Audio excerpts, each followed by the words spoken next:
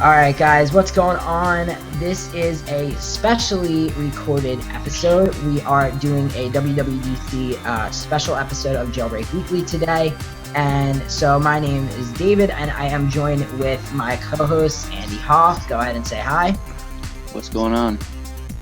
And we are also here with Mr. Jarek Davis. Go ahead and say hi. Hola. And also joining us again because he wasn't here last time we recorded, so we're glad to have him back. What's going on, Justin? Mr. Justin Wack. Hello. Okay, so I'm not sure what the Siri was for there, but yeah, so this is the special WWDC episode of Jailbreak Weekly. So we're going to talk about things that that Apple announced today at the WWDC keynote. I guess if you guys want to see the entire keynote, it should be available in the show notes. It is apple.com/keynotes, I think, or I'm not sure, or is it just apple.com/live? It'll be in the description, so either way. Yeah, definitely. Take a look at it. It's definitely worth watching. Yeah. It's a little long, but yeah, definitely a lot longer than previous keynotes that Apple has held. Oh yeah, and of course it was a lot of products. You know, it was a lot more than they typically announce, so that was maybe why. We saw iOS 9, new Mac OS, Watch OS, and Apple Music. So it was packed. So I guess it was just needed. Yeah, definitely. So, what did you guys think? I guess let's start with the smallest thing that they announced, because let's be real, it wasn't really a huge update. What did you guys think of the whole OS 10 update that they have there to 10.11 El Capitan? There were a few very cool features, like the new multi-window snapping methods, as well as lots of performance updates. But it was a very small update overall. So, Agreed, yeah. so Jarek, so you guys think then it's going to be more of a bug fixing thing than a Yeah, it looks a lot like iOS 9 is. It's very a small, almost incremental update. Yeah. Yeah, David, well, what do you think? David, what do you think? Yeah. I was just gonna say, since I'm I know Andy has a Mac, but he doesn't use it. So for the point of reference on here, I'm the only other one to ask. So I saw some of the new features. I did not actually get to watch the entire keynote because actually what happened was I came in about a quarter of the way through because I came home a half hour, 45 minutes, from school early, so I could sit down and watch it. And I saw the part where they announced Apple Music and they talked about Watch OS 2.0, which we'll get into later. But yeah, so I did not actually see OS 10.11 get announced, and I didn't actually see it on the live blog until I scrolled all the way down. So there was a point where I actually didn't even think they talked about it. So I was like, oh, I wonder where OS 10.11 is. And I saw it, and I have to say I like the split screen view, and I think Apple's trying to cater a little bit more to some of the more requested things that that a lot of people have been talking about. Yeah, no, that's no doubt for sure. I think they didn't add very many new features, but I'm more looking forward to the stability, because look, on the Mac OS side, you haven't had really an update like this since what? Snow Leopard? Yeah. So that's a good 4 or 5 years ago. So I mean, look, we talked. There wasn't much Mac stuff, but what did you guys think of the whole iOS 9 thing? Because again, it was mainly an incremental bug update. There wasn't a huge list of new features on iOS 9 compared to 7 or 8 even. Right. Well, I mean, I would have to agree with you there, but there were some graphical changes, and to me, or not really necessarily graphical, just kind of the components of iOS other than new applications. Like for example, the app switcher is slightly redesigned that has this new kind of blurred effect, and of course the typography has been redesigned. So I think that it's incremental, but I think it has definitely a different feel to it. And I really do like the feel. Like the app switcher, I absolutely love all the new effects and blurs and everything. Just with your brief time with iOS 9, would you guys say, because I know everyone here is upgraded to the beta except for myself, So just with your guys' brief, times with iOS 9, do you prefer it over 8 or not as much yet? Like I the think look I'm of it, I mean. strangely, I think I'm strangely already used to some of the weird changes, and I feel like just changing back would be almost counterintuitive for me. Yeah. Well, I use both, so it'd be a little. I have one device on, each.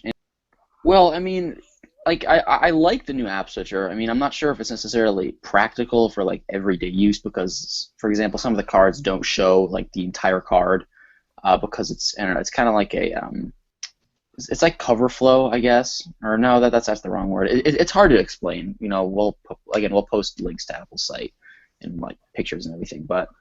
As far as practicality, obviously, design stuff isn't necessarily linked with that, but as far as comparing it to iOS 8, I think I will eventually get used to it. But as of right now, it's in beta and it's brand new, so it's just kind of hard to tell. What about you, David? Well, definitely like you said, I mean, it's, and you have to remember too, iOS 9 just got announced today, and this is the first beta that Apple dropped. So it's not like we've had, it's not like everyone's had, and Apple as a whole has had a lot of, experience. Like generally a lot of the, some features that are added into the, let's just say beta 1 of iOS 9, and we saw this with, let's just go back a couple years and talk about iOS 7. Back on the first beta of iOS 7, things were very different from the final version. So I think that in time, a lot of things are going to change between now and the fall when, there's a huge gap there, a huge couple months of a gap, between now and the fall when this thing is supposed to release, when it's supposed to drop officially. So I think that it's going to definitely change up a little bit. Yeah, I mean, that makes sense. So like I think I don't know in terms of iOS 9, I don't like obviously have a big thing with the looks. So I mean, I don't have too much to say on the looks aspect of it, but in terms of iOS 9, obviously I think it's going to be a lot better than iOS 8. Because iOS 8 is incredibly buggy. So I mean, it's a personal opinion, obviously. But one thing that I didn't like about 9 was the whole Apple Pay and news apps not being available in Canada. Like that's almost like a slap in the face, because especially with the news app, because it's available in Australia, the United Kingdom, and the U.S., but they don't make it available to Canada. So for me, that was a little bit like a slap in the face. And then especially when they have these Canadian music stars at the keynote, like Drake and The Weeknd. But so I do have to ask you guys, because I'm curious to know what you guys think of this. How do you guys think, let's say, in terms of a jailbreak, what do you guys think this means for the jailbreaking community, like iOS 9 means for the jailbreaking community? Since we didn't see rootless at all, I think it actually really doesn't change a lot. All right, so yeah, I mean I do like iOS 9.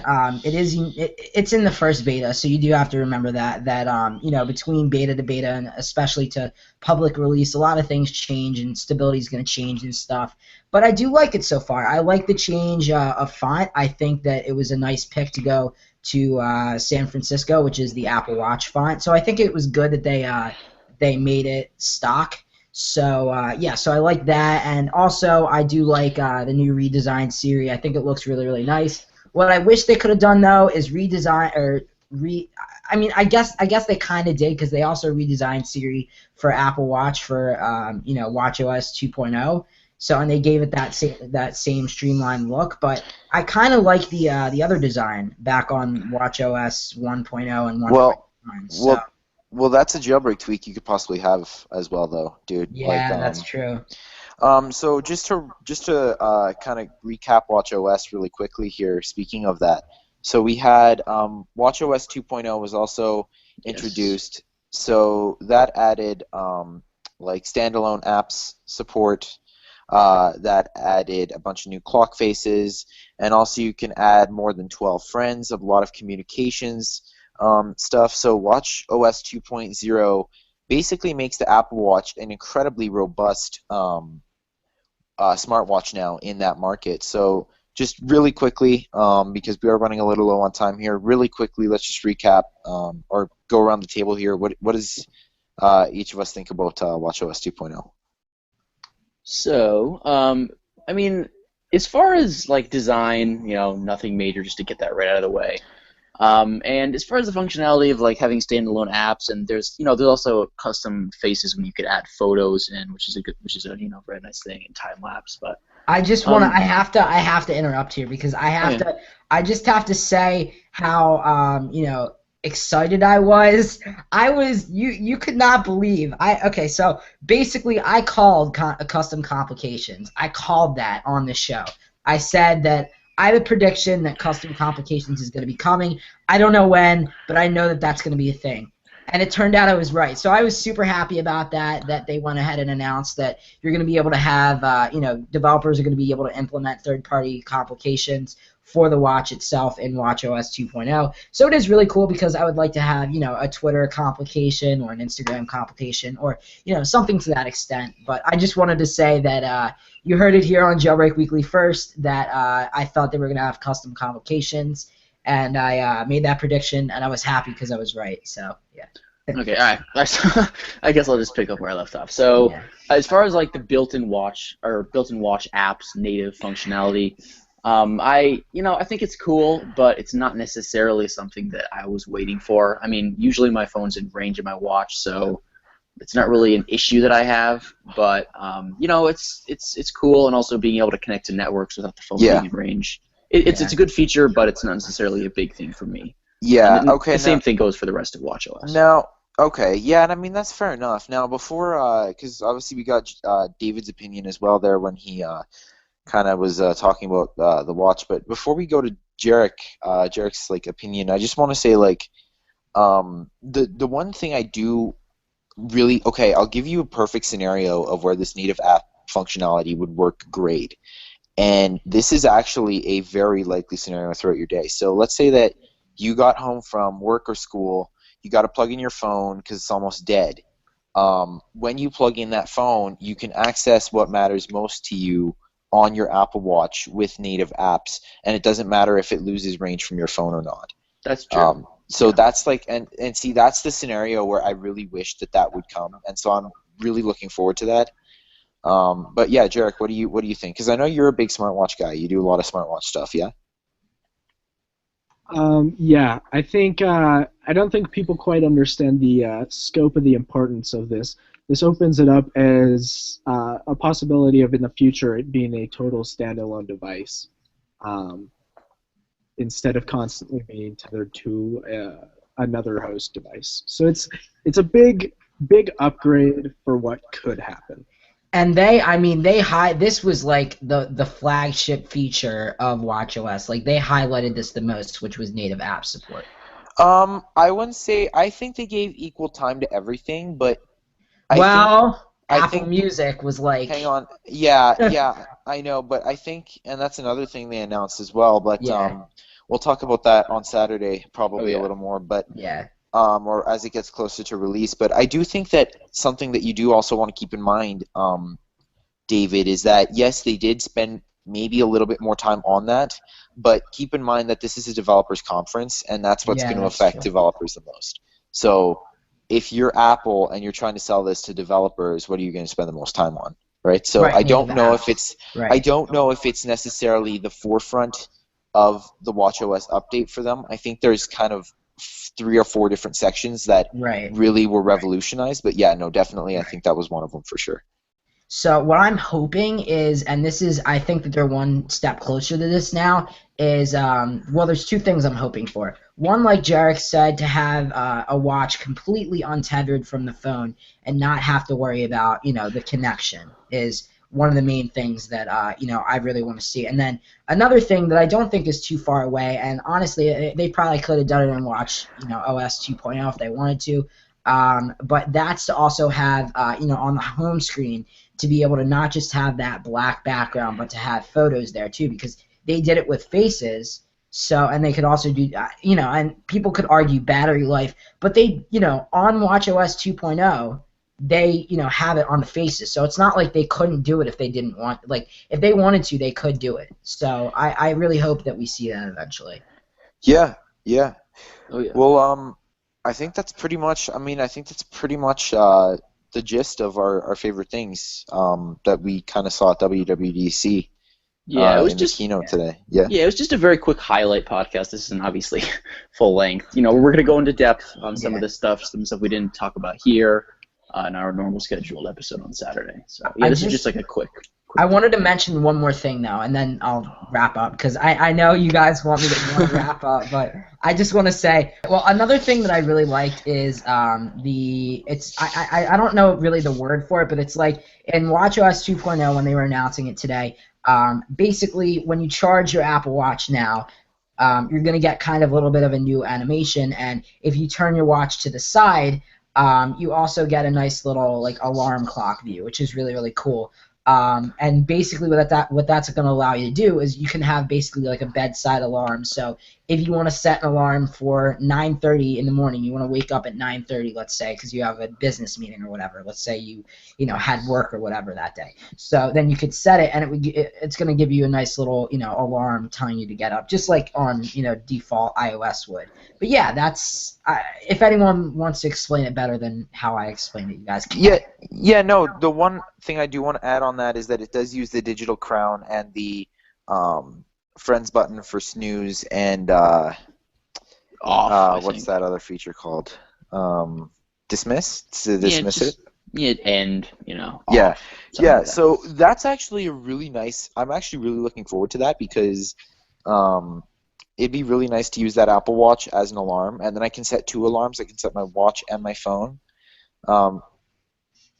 So because sometimes I don't hear my iPhone's alarm, so I'm quite excited about that. But yeah, I mean, other than that, I think that's really the gist of everything, like of our favorite stuff that we saw at WWDC. It was a long keynote, but I think we definitely broke it up here a little bit, broke it down a little bit for you guys, and definitely go into more depth on Saturday. All right, guys. Thank you guys so much for listening. That about wraps it up for this episode. So this was a special episode of Jailbreak Weekly. It was the special WWDC episode. So we actually recorded this again Monday, June 8th, which was after the after Apple's keynote. For WWDC. So anyway, guys, so thank you guys so much to Andy, Justin, and Jarek, who, were able to actually join me on such short notice. So thank you guys so much. My pleasure, and all of our pleasures, I assume. Of course. Yes, may the cows be with you. That was a very inside joke. Nobody's going to understand. Yeah, nobody's going to get that. Yeah, it's okay. But yeah. Some things are just unknown forever. Yeah, some things are just... Some things are better left inside. Unsaid. Yeah. Okay, well. All right. Well, it was a good show, guys. For sure. Yeah. For sure. All right, and we will be back. I guess same time on Saturday. For sure. I guess we'll talk about it offline and later on this week. But I'm guessing we'll be back same time. But we'll keep you guys notified on Twitter as to what's going on. You can follow our podcast on Twitter. It is @JailbreakCast. And I guess I'll let everyone sign off. So my Twitter, just because I know we've been doing this, my Twitter is MacTutorials14. That's my YouTube channel Twitter. It's @MacTutorials14. You guys could go ahead and follow me on that. Also, my personal Twitter is @IDBurn. So you can go ahead and follow me on there. And the links for all of our Twitters will be in the show notes as well as the description if you're checking this out on YouTube. So go ahead. Anyone else to jump in? Yeah, so my Twitter is Justin Wax, so S33 Wax or CWax, so it's S33WACK. And if you're in the mood for more of my content, you can go to coolblindtech.com. And that's about it. I don't have a fancy schmancy YouTube channel like these guys do, because as we all know, I love pretty pictures. Okay, so my Twitter is @HoffAndy3. That's HOFFANDY3. My YouTube channel Twitter is Ultimate iDevice at ULTIMATEIDEVICE. I thought it was Ultimate iDevice That's me. Vids. Yeah, but it doesn't let you let you use the Twitter handle that long. Yeah, that's my YouTube, but my Oh, that's Twitter. your YouTube. Okay. You really have to you really have to spell out your Twitter name every time, Andy. Yes, I don't know. I just do it. it's a standard thing.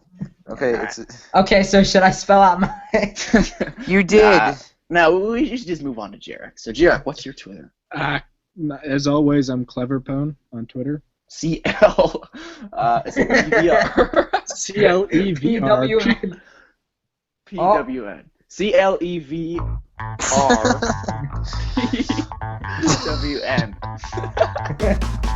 All right, seriously, guys, we should wrap things up. Yeah. Okay. All right. We will catch you guys later. All right, guys. Well, it's been a great show. So that's about all we have for this episode. So yeah, guys, that's pretty much it. Thank you guys so much for listening, and until next time, guys, this is the Jailbreak Weekly crew signing out. Peace. We messed up a lot in this episode. Here are some bloopers. Enjoy. Before we do that though, I just have to tell you guys something really quick. What? Oh my! It's gonna be cow noise. Pineapples. Oh, okay. That was. Ignore him and move on. Hey guys, it's David here, and I am no. Okay, David, do you want me to just do it? No. I can do it. I'm just warming up. Okay. It takes a couple of times. every Okay, single okay, time. okay. Let's give you some theme music. Okay. Theme music. Oh, guys, you know what I just realized?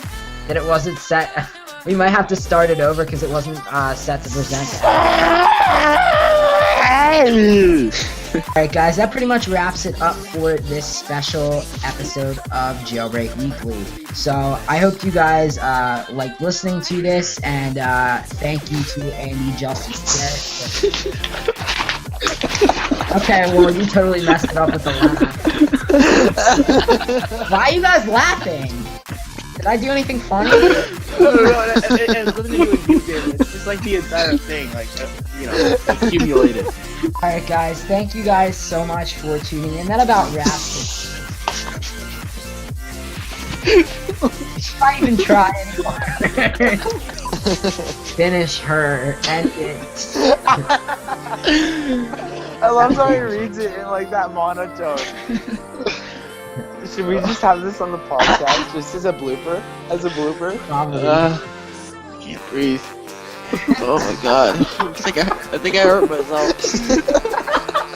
My neck hurts. Oh my god. Take 3. Action. See, I can't even do it because you guys start laughing immediately. You don't even give me time to do it. Alright, I'm gonna start now. Alright, guys, well, thank you guys so much for listening. And this is no, okay. Alright, I'm restarting.